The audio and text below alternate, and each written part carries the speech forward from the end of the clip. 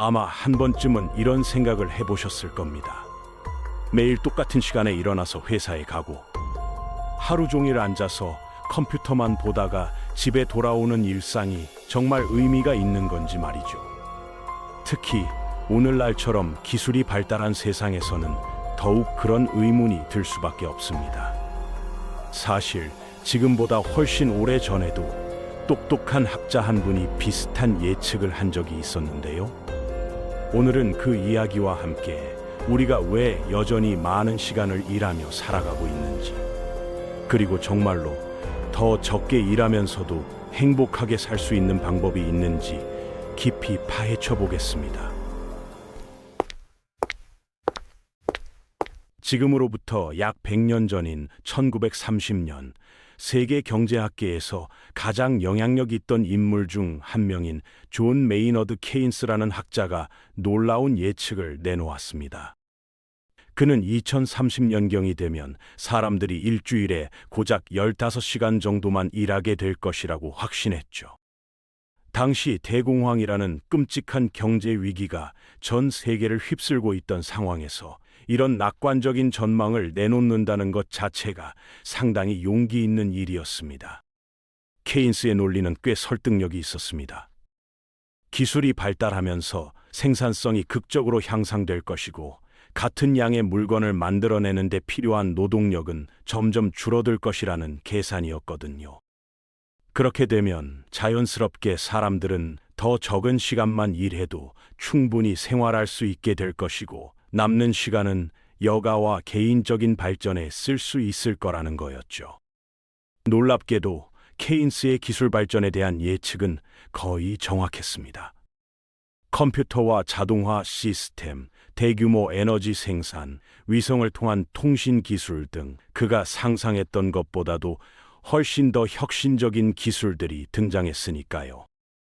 2000년을 기준으로 보면 미국의 생산성은 1930년 대비 몇 배나 증가했고, 인류 역사상 이렇게 적은 인력으로 많은 것을 생산할 수 있었던 시대는 없었습니다. 그런데 정작 우리의 일하는 시간은 케인스가 예상했던 만큼 줄어들지 않았습니다. 남성들은 여전히 예전과 비슷한 시간을 일하고 있고, 오히려 여성 노동 참여율은 크게 증가해서 전체적으로는 더 많은 사람들이 일터에 나가고 있는 상황이죠.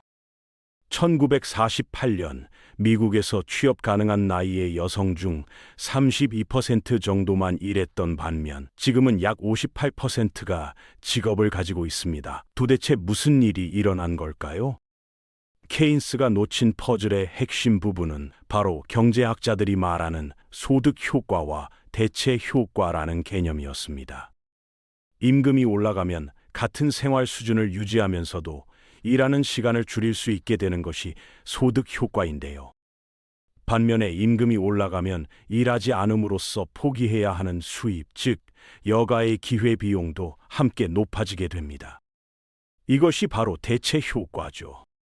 지난 한 세기 동안 실제로 일어난 일을 보면 대체 효과가 소득 효과보다 훨씬 강하게 작용했다는 것을 알 수 있습니다. 사람들은 일하는 시간을 줄이기보다는 더 많은 소득을 얻기 위해 계속 일하는 쪽을 선택한 거죠. 왜냐하면 새로운 기술의 발달이 단순히 생산성만 향상시킨 게 아니라 우리가 원하는 새로운 상품과 서비스들을 끊임없이 만들어냈기 때문입니다. 1903년대에는 상상도 할 수 없었던 것들이 이제는 기본적인 생활의 일부가 되었습니다. 외식을 하고, 자동차를 소유하고, 해외여행을 가고, 스마트폰을 사용하고, 심지어 온수가 나오는 보일러나 세탁기 같은 가전제품들까지 말이죠. 우리가 인간다운 삶이라고 여기는 최소한의 기준 자체가 계속 높아져 왔던 겁니다. 더 흥미로운 것은 생산성이 너무 높아진 나머지 실제로 꼭 필요하다고 말할 수 있는 일거리가 별로 남지 않았다는 점입니다. 그 결과 우리 경제에서는 비필수적인 분야들이 GDP의 대부분을 차지하게 되었죠. 컨설팅, 금융, 마케팅, 기업 내 관료주의적 업무들처럼 실제 생산물이 모호한 분야에서 일하는 사람들이 급격히 늘어났습니다. 인류학자인 데이비드 그레이버는 이런 현상을 쓸데없는 일자리라는 개념으로 설명했습니다. 그가 정의한 바에 따르면 이런 일자리는 완전히 무의미해서 심지어 그 일을 하는 당사자조차도 왜 자신이 그 일을 해야 하는지 정당한 이유를 찾을 수 없을 정도라는 거였죠. 실제로 영국에서 실시된 조사를 보면 금융 서비스 분야 종사자의 54%, 소매업 종사자의 53%, 미디어, 마케팅, 광고, 영업 분야 종사자의 46%가 자신의 직업이 세상에 의미 있는 기여를 하지 못한다고 생각하는 것으로 나타났습니다. 네덜란드에서는 무려 40%의 근로자가 자신의 일이 무의미하다고 느끼고 있었고요. 그런데 민간 기업에서는 시장 경쟁과 이윤 추구라는 동기가 비효율성을 제거해야 하는데 어떻게 이런 무의미한 업무와 시간 낭비가 존재할 수 있을까요?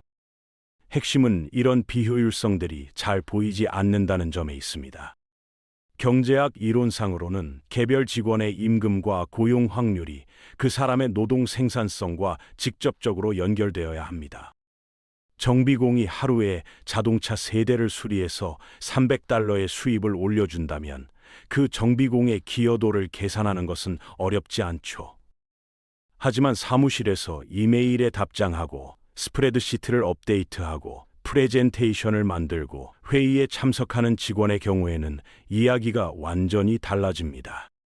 이런 업무들로 인해 창출되는 수익은 너무 간접적이어서 실제 가치를 정확하게 측정하는 것이 거의 불가능합니다.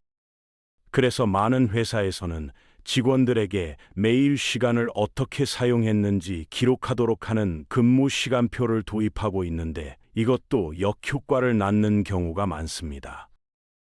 직원들은 핵심 성과 지표인 이용률을 높이기 위해 실제보다 더 오래 걸린 것처럼 시간을 부풀려 기록할 수 있거든요.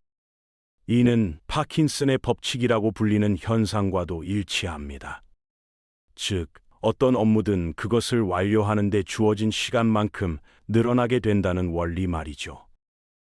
결국 많은 사무실 환경에서는 실제 성과보다 바쁘게 보이는 것, 그리고 존재감을 드러내는 것이 더 중요하게 여겨지고 있습니다. 올해 미국에서 실시된 조사에 따르면 근로자의 58%가 정기적으로 일하는 척을 하고 있다고 답했고, 국제적인 조사에서는 직원의 65%가 생산성 연극이라고 부를 수 있는 행위에 관여하고 있는 것으로 나타났습니다. 이런 상황에서 주목받고 있는 해결책 중 하나가 바로 주 4일 근무제입니다.